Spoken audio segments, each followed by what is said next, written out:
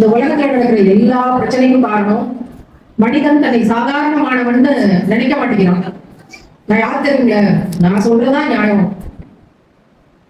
இந்த மனநிலை தான் இன்னைக்கு உலகத்துல நடக்கிற எல்லா பிரச்சனைக்கும் காரணம். அப்படி பிரச்சனை வராம இருக்கிறதுக்கு யாரு சொல்றதை கேட்டா சரியா வரும் அப்படின்னா, நபிகள் ஸல்லல்லாஹு அலைஹி வஸல்லம் அவர்கள், நான் உயிரினும் மேலாக நேசிக்கும் உத்தம நபி அவர்கள், அவங்க என்ன சொல்லியிருக்காங்களோ அதன்படி கேட்டு வாழ்ந்துட்டா நம்முடைய உள்ளத்துக்கும் சரி நம்முடைய இல்லத்துக்கும் சரி எந்த பிரச்சனையும் கிடையாது. இப்ப இருக்க எல்லாருக்கும் பிரச்சனையே இல்லாம எல்லாரும் சந்தோஷமா வாழ்றோமான்னு கேட்டா கண்டிப்பா கிடையாது. எல்லாருக்கும் ஏதோ ஒரு பிரச்சனை இருக்கும். ஆனால் இந்த பிரச்சனையோட தாக்கத்துல நான் நிம்மதியை இழக்கிறேன் அப்படின்னு சொல்றதுதான் பிரச்சனை. பிரச்சனை இருக்கும், சோதனை இருக்கும், ஆனா நான் நிம்மதியா தான் இருக்கேன் என்னுடைய உள்ளங்களுக்குள்ள அப்படின்னு இருக்க முடிஞ்சா பெரிய பாக்கியம். அந்த மாதிரி பிரச்சனை இருந்தாலும் என்னால நிம்மதியா இருக்க முடியும்னு எப்ப வாழ முடியும்னா, ரசூலுல்லாஹ் நமக்கு என்ன சொல்லி கொடுத்தாங்களோ அதன்படி வாழ்ற ஒரு பெரிய முயற்சி எடுக்கும் போது அது இயல்பு வாழ்க்கையில ரொம்ப சாதாரணமா இருக்கும். ஆண்மைகள் அது கொஞ்சம் கஷ்டமா இருக்கும். 5 வருஷத்துக்கு முன்னாடி வெறும் சபரிமாலாவாக இருந்த நான் பாத்திமா சபரிமாலா என்ற ஒரு மிகப்பெரிய பாக்கியத்தை நோக்கி நான் நகர்வேன்னு எனக்கு அப்ப தெரியவே தெரியாது. 2021 அதுக்கு முன்னாடியான காலகட்டங்கள்ல சிஏஏ போராட்டம் அப்படின்னு இஸ்லாமியர்களுக்கான உரிமைகள் நாங்க கேட்கிற அடையாள அட்டையை கொடுக்கலன்னா நீங்க நாட்டை விட்டு வெளியேறணும் அப்படின்னு சொல்லும் போது அதை எதிர்த்து நாடு முழுவதும் ஷாஹின் பாக் அப்படிங்கிற பேர்ல எல்லா இஸ்லாமிய பெண்களும் இந்த ஜமாத் அந்த ஜமாத் எந்த விதமான வேற்றுமையும் இல்லாம முஸ்லீமா இருக்கிற எல்லாரும் ஒன்று சேர்ந்து போராட்டம் பண்ணாங்க. அப்ப நான் வெறும் சபரிமலை தான். ஒரு பெண் போராளியாக சமூகத்தின் பெண் பிள்ளைகள் பாதுகாப்புக்காக போராடி கொண்டிருக்கிற ஒருத்தியாக அந்த கூட்டங்களுக்கு போய் ரொம்ப துணிச்சலா பேசினேன். அப்பவும் எனக்கு தெரியாது எனக்கு பாத்திமாங்கிற பேர் கிடைக்க போகுது அப்படின்னு. நிறைய பாத்திமாக்கள் இந்த கூட்டத்துல நான் சந்திச்சேன். ஆனா பாத்திமாக்கள் கூட்டத்துல இருந்த எனக்கும் பாத்திமாங்கிற ஒரு அங்கீகாரம் கிடைக்கும்னு நான் நினைக்கிறேன். அதுவும் போக பாத்திமாங்கிற பேர் கிடைச்சிடும். ஆனா தன்னுடைய ஈரக்குலை அப்படின்னு சொன்ன அன்பு மகள் அவங்களை போல வாழணும்னு ஆசைப்படுவோம் அப்படின்னு நான் நினைச்சு கூட பார்க்கல. எவ்வளவு ஒரு பெரிய பாக்கியம் தான். இஸ்லாம் விளங்குச்சு. சின்ன வயசுல இருந்து என்னெல்லாம் கேள்வி கேட்டனோ அதுக்கான பதில் எனக்கு இஸ்லாம் கொடுத்துச்சு. அதுக்கு பிறகுதான் நான் தெளிவா சொல்லி இஸ்லாத்தை ஏற்றுக்கொண்டேன். சின்ன வயசுல இருந்து என்ன கேள்விகள் இருந்துச்சு அப்படின்னா, நான் பிறந்த போது என்னுடைய தாய் என்ன உடனே தூக்கல, அழுதாங்களாம். ஆம்பளை பிள்ளை பிறகுன்னு நினைச்சோமே, பொம்பளை பிள்ளையா போச்சு அப்படின்னு. அதுக்கு பிறகு கொஞ்ச நாள் கழிச்சு வளர்ந்தோம். 10 வயசுக்கு மேல கோயிலுக்கு கூட்டிட்டு போக மாட்டாங்க. அதெல்லாம் பொம்பளை பிள்ளைய குறிப்பிட்ட வயசுக்கு மேல கோயிலெல்லாம் கூட்டிட்டு போக முடியாது, சட்டத்துல இடம் இல்லைன்ட்டாங்க. ஒரே அழுக. அதே ஆம்பளை பிள்ளைய கூட்டு போறீங்க, பொம்பளை பிள்ளைய கூட்டு போறீங்க, பெரிய அழுக. அப்பயும் அந்த கேள்விக்கு பதில் கிடைக்கல.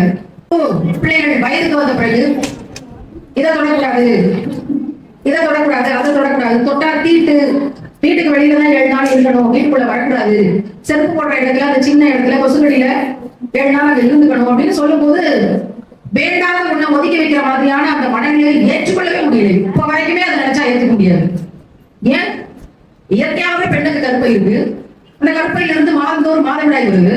அதனாலதான் குழந்தை பிறக்கிற வாய்ப்பை பெண்களுக்கு இறைவன் தந்திருக்கான். அங்கேயே எங்களை ஒதுக்கி வைக்கிறீங்க, என்ன தீட்டு, தொட்டா என்ன ஆகாது, என்ன சாமி குத்தமாகும் கேள்வி கேட்ட போது எந்த பதிலும் கிடைக்கல.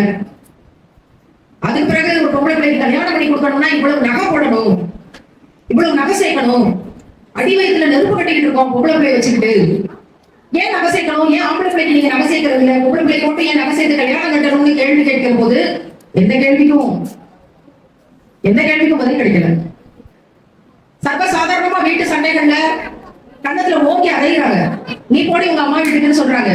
எப்படி? ஏன் எந்த ஒரு பெண்ணும் திருப்பி ஒரு ஆணோட கண்ணத்துல அரைச்சு நீ கூட உங்க அப்பா வீட்டுக்குன்னு யாரும் சொல்றது இல்லையா? இது எப்படி? இந்த கேள்விக்கு எங்கேயுமே பதில் கிடைக்கல. பல தலைமுறை பெண்களாக பொழுது பாட்டி, எழுது பாட்டி, பாட்டி, அம்மா, சித்தி, பக்கத்து வீட்டு அக்கா, யாருடைய வாழ்க்கையிலும் இது எனக்கு பதில் கிடைக்கவே இல்லை. எப்படி சர்வசாதாரணமாக கெட்ட வார்த்தைகள் சண்டைகள்ல பேசப்படுது? திருப்பி அந்த பெண் கெட்ட வார்த்தை வீட்டுல பேசினா என்ன ஆகும்? அதுவும் ஒரு பெண்ணோட கேரக்டர் பிஹேவியரோட சேர்ந்த கெட்ட வார்த்தைகள் தான் அத்தனை. இந்த கேள்விக்கு பதிலே கிடைக்கல. ஒவ்வொரு படிநிலையிலும் ஏன் பெண்கள் குடும்ப வன்முறைக்கு ஆளாகிறாங்க? சமுதாயத்துக்குள்ள போகும்போது பெண்ணுடைய உறுப்புகள் குறிவைக்கப்படுகின்றன. எங்கு பார்த்தாலும் பாலியல் வன்கொடுமைகள். இந்த கேள்விக்கெல்லாம் பதிலே கிடைக்கல. அப்ப பெண்கள் படிக்க கூடாதா? பெண்கள் தைரியமா இருக்க கூடாதா? பெண்கள் பேசக்கூடாதா? பெண்கள் சிரிக்க கூடாதா? நான் கொஞ்சம் சத்தம் போட்டு சிரிச்சுவேன். எங்க அம்மா சொல்லுவாங்க, கெட்ட பக்கையான சிரிக்காத, கொஞ்சம் கூட பொம்பளை பிள்ளைங்க ஞாபகம் இல்லையா, கெட்ட பக்கையான சிரிக்கிறவங்க வச்சுக்காத அப்படிமா.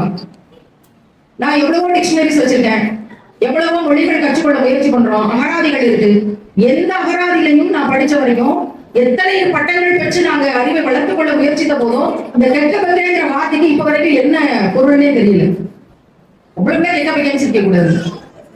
எங்கேயாவது ஆம்பளை பிள்ளைக்கு கெட்ட பக்கைன்னு சிரிக்காத அப்படின்னு சொல்லப்பட்டிருக்கான்னு விசாரிச்சா அப்படி யாரும் எங்கேயும் சொல்லல. ஏன் சொல்லல? எந்த கேள்விக்கும் பதில் கிடைக்கல. மிக கடுமையான காலகட்டத்துல என்னுடைய அத்தனை கேள்விகளுக்கும் ஒரு 25 பக்கம் சின்ன புக்கு, அந்த சிஏஏ போராட்டங்கள்ல நான் பங்கு பெற்ற போது கிடைச்ச புத்தகத்துல எனக்கு பதில் கிடைச்சது. பெண் பிள்ளை பிறந்தால் நற்செய்தின்னு சொல்லுங்க, உலகத்துக்கே குட் நியூஸ், யாரும் அழ தேவையில்லை, சிரிச்சு சந்தோஷமா கொண்டாடுங்க, நற்செய்தின்னு சொல்லுது பொம்பளை பிள்ளை இஸ்லாம். சுபஹானல்லாஹ், முதல் பதில் கிடைச்சிருச்சு. அடுத்த பதில், பள்ளிவாசலுக்கு யாரும் போகணும்னு இது பெண்கள் விரும்பினால் அவர்களை தடுக்காதீர்கள். பெண்கள் எங்க முசலாம விரிச்சு வீட்டுல தொழுகிறாங்களோ அதுவே அவங்களுக்கு பள்ளிவாசல் தான், அவங்களுக்கு அவ்வளவு சலுகைகள். என்னோட 2வது கேள்விக்கு பதில் கிடைச்சிருச்சு. 3வது கேள்வி, மாதவிடாய் என்பது தீட்டு அல்ல. மாதவிடாயில பெண்கள் வெளியே போக தேவையில்லை, அவங்களை யாரும் தொடக்கூடாதுன்னு சொல்ல தேவையில்லை. அவங்க எப்போது போல இருக்கலாம், தொழுகிறவங்களுக்கு முசலாம் எடுத்து கொடுக்கலாம், அவங்க வழியா அவங்க இருக்கலாம். தொட்டா தீட்டுங்கிறது இஸ்லாத்துல கிடையாது. சுபஹானல்லாஹ், எத்தனை பெரிய விடுதலை. இன்னும் இந்த சமுதாயத்திலே எங்கேயோ பல கிராமங்கள்ல பெண்கள் வீட்டை விட்டு வெளியே துரத்தப்பட்டு மரத்தடியில் 7 நாள் முறுகி கொண்டிருக்கிற போது நாம் எல்லாம் இஸ்லாம் என்ற கண்ணியம் கிடைத்ததுனால எத்தனை பெரிய சலுகை, பாக்கியம், சம உரிமை கிடைக்கப்பட்டிருக்கு பாருங்க. அடுத்த கேள்விக்கு பதில் கிடைச்சிருச்சு. ஏன் பொம்பளை பிள்ளைக்கு நகை போட்டுதான் கட்டணுமா? இஸ்லாம் சொன்னது மகர், ஆணுக்கு பெண்ணுக்கு கல்யாணமா? ஆண் தான் பெண்ணுக்கு பெண்ணு கேட்கிற நகையோ பணத்தையோ கொடுத்து கட்டணும். பெண் எதையும் கொடுக்க தேவையில்லை, எந்த நகையும் போட தேவையில்லை. இது இஸ்லாம் சொல்லுச்சு. இஸ்லாமியர்கள் அதை கடைபிடிக்க மாட்டேங்கிறாங்க பெரும்பாலான இடத்துல. ஆனா இஸ்லாம் என்ன சொல்லுச்சு? ஆண் தான் கொடுத்து கட்டணுமே தவிர பெண்ணிடம் இருந்து எதையும் எடுத்து கட்டக்கூடாது. பெண் வீட்டுல இருந்து எதுவும் போட தேவையில்லை. நகை, பணம், சீர் செலவு, ஃப்ரிட்ஜ், வாஷிங் மிஷின், தட்டு, டம்ளர், ஸ்பூன் எதுவும் பெண் வீட்டுல இருந்து போட தேவையில்லை. மகர் என்கிற சட்டத்தை ரசூலுல்லாஹ் கொடுத்தாங்க. என்னுடைய அடுத்த கேள்விக்கு பதில் கிடைச்சிருச்சு. குடும்ப வன்முறை, ஒரு கணவன் கெட்ட வார்த்தையில மனைவியை பேசுறது, அடிக்கிறது, நீ போடி உங்க அம்மா வீட்டுன்னு சொல்றதுக்கு இஸ்லாத்துல அனுமதி இல்லை. நாளைக்கு மறுமையில ஒரு பெண், ஒரு மனைவி தன்னோட விரலை நீட்டி என்னுடைய கணவன் என்னை கண்ணியமாக நடத்தினார் எந்த மனைவி சாட்சி சொல்றாங்களோ அந்த கணவனுக்கு தான் மறுமையில கண்ணியம். அப்படி மனைவி சாட்சி சொல்லல, என்னை கண்ணியமா நடத்தலன்னு சொன்னா அது கிடைக்கக்கூடிய தண்டனை மிக கொடுமையானது. இப்ப மனைவி சாட்சி சொல்லணும், என்னோட கணவர் என்ன நல்லா வச்சுக்கிட்டாரு, நல்லா பாத்துக்கிட்டாரு, எனக்கு உடம்பு சரியில்லாதப்ப என்ன நல்லா கவனிச்சுக்கிட்டாரு, எனக்கு அன்பு செலுத்தினார், தினமும் ஒரு வாய் எனக்கு அன்போட ஊட்டி விட்டார், என்னை பாசமா பாத்துக்கிட்டார். கணவனை குறித்து மனைவி சாட்சி சொல்லணும். இப்படி இருக்கிற குடும்பத்துல குடும்ப வன்முறைக்கு அனுமதி இருக்கானா? நிச்சயமா கிடையாது. நபிகள் ஸல்லல்லாஹு அலைஹி வஸல்லம் தன்னுடைய மனைவியர்கள யாரையும் ஒரு தடவை யாரையும் அடித்ததாக எங்கேயும் வரலாறு கிடையாது. அவங்க அடிச்சதே கிடையாது யாரையும்.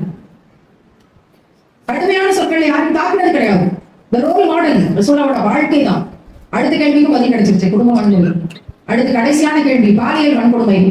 அப்படி ஒரு பெண்ணுடைய சம்மதம் இல்லாமல் ஒரு பெண்ணையோ பெண் குழந்தையோ தொட்டாங்கன்னா தலை இருக்காது, தலை துண்டிக்கப்படும். தெரிஞ்சு செய்யற விபச்சாரத்துக்கே கல்லால் அடைத்துக் கொள்ளுங்கள் என்ற சட்டம் இருந்துச்சு. வழிகள் எங்கேயும் நடக்கிறதுக்கு எந்த சான்ஸும் கிடையாது. கடைசி கேள்விக்கு பதில் கிடைத்தது. பெண் விடுதலை என்ற தரப்பிலிருந்து என்ன கேள்வி எல்லாம் நான் பிறந்ததுல இருந்து எனக்கு விவரம் தெரிஞ்ச நாள்ல இருந்து எனக்கு இருந்துச்சோ அத்தனை கேள்விக்கும் ஒரே ஒரு புத்தகத்துல நபிகள் நாயகம் ஸல்லல்லாஹு அலைஹி வஸல்லம் அவரோட வாழ்க்கையின் மூலமாக எனக்கு பதில் கிடைச்சது. அதுக்கு பிறகு இதுதான் நம்முடைய வாழ்க்கை. கிட்டத்தட்ட 2000 புத்தகங்கள் படிச்சோம். எந்த தீர்வையும் எந்த புத்தகமும் கொடுக்கல, எந்த உலகமும் கொடுக்கல, எந்த நாடும் கொடுக்கல, எந்த அறிஞருடைய வாழ்க்கையும் கொடுக்கல. ஒரு மனிதனுடைய வாழ்க்கை கொடுத்திருக்கு, அது ஒரு சமூகம் எடுத்துக்கொண்டு பலன் அடைச்சிருக்குன்னா அதுதான் இனிமே நம்முடைய வழி அப்படின்னு வெறும் சபரிமாலாவாக இருந்த எனக்கு இறைவன் பாத்திமா என்ற மிகப்பெரிய பாக்கியத்தையும் அங்கீகாரத்தையும் கொடுத்தான். அஷ்ஹது அல்லா இலாஹா இல்லல்லாஹ் அஷ்ஹது அன்ன முஹம்மது ரசூலுல்லாஹ் அப்படிங்கிற கலிமா, ஏக இறைவன் ஒருவனே என்று நான் சாட்சி சொல்கிறேன். முஹம்மது நபிகள் நாயகம் ஸல்லல்லாஹு அலைஹி வஸல்லம் அவர்கள் இறைவனின் தூதர் என்று நான் சாட்சி சொல்கிறேன். அதிகாரப்பூர்வமாக என்னோட பெயரை பாத்திமா சபரிமாலான்னு அறிவிக்கிறதுக்கான இடம் எனக்கு ரசூலுல்லாஹ் பிறந்து வளர்ந்து அழுது தொழுத இடமான காபத்துல்லாஹ்ங்கிற இடத்துல அவங்க அந்த பாக்கியத்தை இருந்தான். சுபஹானல்லாஹ், எத்தனை பெரிய பாக்கியம் யோசிச்சு பாருங்களேன். இஸ்லாத்துக்கு முன்னாடியும் எனக்கு நிறைய கவலைகளும் துரோகங்களும் இருந்தன. இஸ்லாத்துக்கு பின்னாடியும் நிறைய கவலைகளும் துரோகங்களும் இருந்தன. இஸ்லாத்துக்கு முன்னாடி சிறிய துரோகங்கள் இருந்தன, இஸ்லாத்துக்கு பின்னாடி பெரிய துரோகங்கள் இருந்தன. இஸ்லாத்துக்கு முன்னாடி பெயருக்கு சொந்த பந்தங்கள் இருந்தார்கள், இஸ்லாத்துக்கு பின்னாடி பெயர் தாங்கிகள் இருந்தார்கள். ஆனால் ஒரே ஒரு வித்தியாசம், உலகமெல்லாம் தேடி அழுது புரண்ட போதும் கூட இஸ்லாத்துக்கு முன்னாடி மனசுல நிம்மதி கிடைக்கல. இஸ்லாத்துக்கு பின்னாடி தேடி கண்டடையாத கோடிகள் கொடுத்தாலும் கிடைக்காத மன நிம்மதி கிடைத்தது. இதுதான் வாழ்க்கையோட வெற்றி நான் நினைக்கிறேன். உங்களுடைய வாழ்க்கையில் நீங்கள் வெற்றி அடைந்தீர்களா என்று கேட்டால் நான் யோசிக்காமல் ஆம், இஸ்லாத்துக்கு பிறகு நான் வாழ்க்கையில் வெற்றி அடைந்தேன்னு சொல்றேன். இஸ்லாத்துக்கு பின்னால் நான் அனாதையாக்கப்பட்டேன், ஆனால் இஸ்லாத்துக்கு பின்னால் என்னுடைய வாழ்க்கை வெற்றியாக்கப்பட்டது என்று சொல்வேன். காரணம், என்னுடைய லட்சியத்துக்கான பாதையும் கிடைச்சது, நான் தேடி தேடி அலைஞ்சு போட்டிருந்த நிம்மதியும் கிடைத்தது. இந்த நிம்மதி அப்படிங்கிற விஷயம் எப்ப கிடைச்சிச்சு தெரியுமா? நான் ஒரு பெரிய பங்களா கட்டி, நான் ஒரு பெரிய சொந்த வீடு கட்டி, பெரிய கார் வாங்கி, அந்த கார் எனக்கு சொந்தமாகி, ஏகப்பட்ட சொந்த பந்தங்கள் கூட்டு குடும்பங்களோட ஒரு வாழ்க்கை அமைஞ்சு, என்னை சுத்தி எல்லாமே சந்தோஷமா இருந்து, என்னோட பேங்க் பேலன்ஸ் ஒரு 2 கோடி ரூபாய் இருந்து, எனக்கு ஒரு தங்க நகைகள் ஒரு 150 பவுன் கிடைச்சு, என்னுடைய பீரோட மென்பட்டு சேலைகள் மட்டும் ஒரு 250 மென்பட்டு சேலைகள் அடுக்கப்பட்டு, இதனால எனக்கு எதுவும் கிடைக்கல. என்னுடைய பட்டு சேலைகளை எல்லாம் ஏழை பிள்ளைகளின் கல்யாணத்துக்கு கொடுத்தேன். நான் அணிந்திருந்த தங்க நகைகளை எல்லாம் ஏழை பிள்ளைகளின் படிப்புக்கு கொடுத்தேன். என்னோட அரசு ஆசிரியர் பதவியை ஏற்கனவே அன்புமகள் அனிதா நீட் கொடுமை என்ற அந்த தேர்வை எதிர்த்து கல்வி சமத்துவத்துக்காக என்னுடைய அரசு ஆசிரியர் பணியை ஏற்கனவே ராஜினாமா செய்திருந்தேன். என்னுடைய வங்கி கணக்கு பேங்க் பேலன்ஸ் 0. எனக்கு வங்கி கணக்குல எனக்கான பணம் எதுவும் இருந்தது இல்லை. வேற சொந்த வீடு கிடையாது, சொந்தம் என்று சொல்லிக்கொள்ள யாரும் கிடையாது. வேற நகையோ பணமோ சொத்தோ சீர்வரிசையோ அலங்காரமோ மேக்கப் கிட்டோ பட்டு சேலையோ அலங்கார ஆடைகளோ எதுவுமே எனக்கு என்று இல்லை. அப்ப எப்படி வெற்றி அடைச்சீங்கன்னு கேட்டா, அல்லாஹ் எங்க இருக்கிறான் என்று நான் தெரிந்து கொண்டேன். அல்லாஹ் எங்க இருக்கிறான் என்று நான் தெரிந்து கொண்டேன். நான் என்ன நினைச்சாலும் அல்லாஹ் என்னை தெரிந்து கொண்டிருக்கிறான் என்பதை நான் புரிந்து கொண்டேன். சுப்ஹானல்லாஹ், எத்தனை அதிசயங்களை அவன் வாழ்க்கையில் நடத்தினான். அவன் பிடரி நரம்புக்கும் பக்கத்தில் இருக்கிறான். 7 வானம் தாண்டி, அதையெல்லாம் தாண்டி இன்னும் உயரத்துல அரசியல அல்லாஹ் இருக்கிறான் அப்படின்னு படிக்கும் போது, ரொம்ப தூரத்துல அல்லாஹ் இருக்கானோ அப்படின்னு வானத்தை பார்த்து, எப்பெல்லாம் வானத்தை பார்க்கணுமோ அப்பெல்லாம் கேள்வி கேட்கிறது, இந்த 7 வானம் எவ்வளவு தொலைவில் இருக்கும். ஆனா குர்ஆனில் அல்லாஹ் சொல்றான், உன்னுடைய பிடரி நரம்புக்கும் பக்கத்தில் இருக்கிறேன்னு சொல்லும் போது அல்லாஹ் எனக்கு பக்கத்துல எவ்வளவு பக்கத்துல இருக்கான். நான் எங்கேயும் அடுத்த இடத்துல அல்லாஹ் தேட வேண்டியது இல்லை அப்படிங்கிறத நான் உணரும் போது, அதுக்காக பல நிகழ்வுகளை இறைவன் கட்டமைத்து தந்த போது, இறைவன் மிக பெரியவன். நம்ம நியத்தை மட்டும் வச்சுட்டு நம்ம வாழ்க்கையில கொண்டு போக வேண்டியதுதான் வெற்றியை இறைவன் தந்தான். பணம் காசு பேர் புகழ்ல கிடைக்காத நீங்க நினைக்கலாம், அப்ப உங்களுக்கு எதுவுமே இல்லையா, எல்லாத்தையும் எழுத பிறகுதான் உங்களுக்கு இஸ்லாம் கிடைச்சதா, அதுக்கு முன்னாடி அப்படின்னு நீங்க கேட்கலாம். அதுக்கு முன்னாடி எனக்கு சொந்த வீடு இருந்தது, நிறைய நகைகள் இருந்தது, கவர்மெண்ட் ஜாப் அப்படிங்கிறதுனால பேங்க் பேலன்ஸ் இருந்துச்சு, எல்லாமே இருந்துச்சு, காரு பங்களா ஸ்டேட்டஸ் பேர் புகழ் எல்லாமே இருந்துச்சு. ஆனால் அதையெல்லாம் வேண்டாம் அப்படின்னு யோசிக்கும் போது, அல்லது என்னிலிருந்து அது எடுக்கப்பட்ட போது, இறைவன் என்னை ஒரு பெரிய திட்டத்துக்கு தயார் செய்தான் என்ற உணர்வு எனக்கு வந்தது. அது எத்தனை பேருக்கு அந்த பாக்கியம் கிடைக்கும்னு தெரியல. மேடைகள்ல பட்டு சேலை கட்டி நல்ல நகைகள் போட்டு ஒரு சின்ன மேக்கப்போட தான் பட்டிமன்ற மேடைகள்ல நடுவராக டிவி சேனல்கள்ல என்னுடைய நிகழ்ச்சிகள் இருக்கும். ஆனால் இன்றைக்கு மேக்கப் வீட்டுகளை குப்பை தொட்டியில தூக்கி போட்டோம், பவுடர் அடிச்சு 5 வருஷம் ஆச்சு. 5 வேளை தொழுகைதான் நமக்கான பெரிய அலங்காரம்னு மனசு சொல்லுது. 5 தடவை ஒழு செய்யறமே அது பெரிய வெளிச்சத்தை கொண்டு வந்து கொடுக்குது, அதை விட பெரிய மேக்கப் எதுவும் கிடையாது அப்படின்னு தோணுது. குர்ஆன் ஓதி முடிச்சுட்டு நம்ம முகத்தை பார்க்கும்போது எதுவும் பெரிய தங்க முலாம் பூசின மாதிரி முகம் ஆகியிருக்கிறதா மனசுக்குள்ள ஒரு நினைப்பு. அதை நான் சொல்றதும் இல்லாம நிறைய பேர் என்ன கேட்பாங்க. அதே சமயம் மனம் எப்பயாவது கவலையில இருக்கும்போது என்னாச்சு அப்படின்னு கேட்பாங்க. ஏன்னா அகத்தின் அழகு முகத்துல தெரியும் பாத்தீங்களா. நம்ம குர்ஆன் ஓத ஓத அது பொருள் தெரிஞ்சு நம்ம வாழ்க்கையில பிராக்டிஸ் பண்ண ஆட்டோமேட்டிக்கா நம்மளோட முகம் அவ்வளவு அழகாகும், அதை உணர முடியும். அதை விட பெரிய பியூட்டிஷியன் எதுவும் கிடையாது, நிரந்தரமான அழகு.